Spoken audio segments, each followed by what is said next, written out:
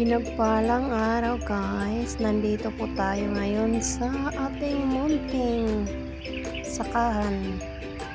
Kasi ang ating mais ay nasa tamang edad na para kolektahin. So, atin ang tatanggalin. Ganyan lang ang pag-harvest dito sa amin ng mais guys. Kinukolekta siya na hindi tinatanggalan pa ng pakpak kasi sa sobrang init na ang panahon. Kaya ginaganyan lang namin. Katapos kolektahin, lagay sa sako at dalhin sa puno ng kahoy. At doon, tanggalin ang kanyang mga pakpak.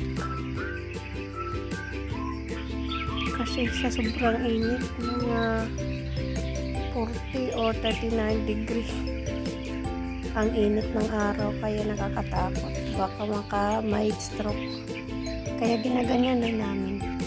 Tulad ng mga pamaraan sa ating mga kaninunuan na hindi tinatanggal ang mga pakpak, dinadala na sa kamalig.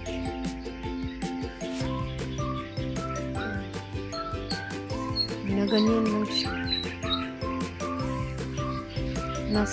Nasa tamang edad na kasi.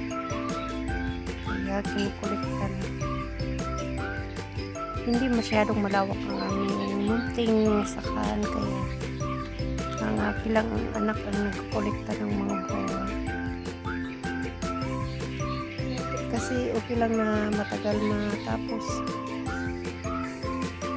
Mano-mano lang.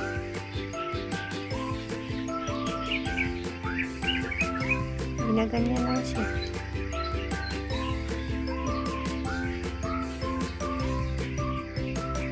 Sarap sa pakiramdam. Makolekta na ang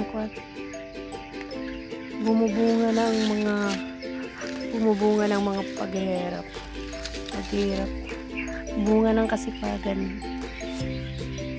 At alam niyo guys, sa dami ng maisan dito, sa dami ng mga kahoy, may ibon pa na gumagawa ng kanyang pugad sa gitna ng maisan. Kaya hindi na lang siya ginagalaw. Hintayin na lang namin na mapisa yung mga itlog niya. Saka namin tanggalin yung mais. Samahan niyo ako guys, tingnan natin. Yan na puno na yan. Nandyan ang pugad ng langgam. Langgam sa Bisaya, ibon sa Tagalog. Yan ang pugad ng ibon.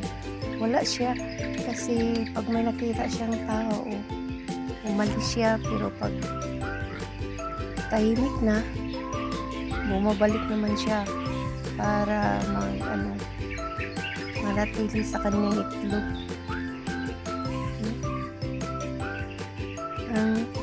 Ang sarap sa pakiramdam na ang dami ng puno ng mga mais at kahoy, tapos ang ibon dyan gumawa ng kanyang pugad sa maisan. Yan na guys, yan, tingnan natin ang kanyang mga itlog. Yan ang kanyang mga itlog. Tingnan natin mabuti yan.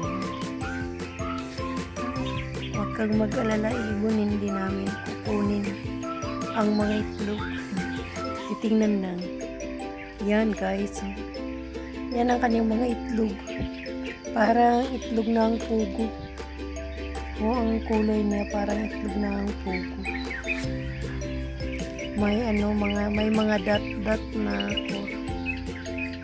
parang brown, dark brown. Ayan. Parang itlog ng pugo. Pero hindi siya yung pugo. Hindi ko rin siya kilala na klase ng ibon. Yung palaging nagpasarabing paragis-paragis. Yan lang guys.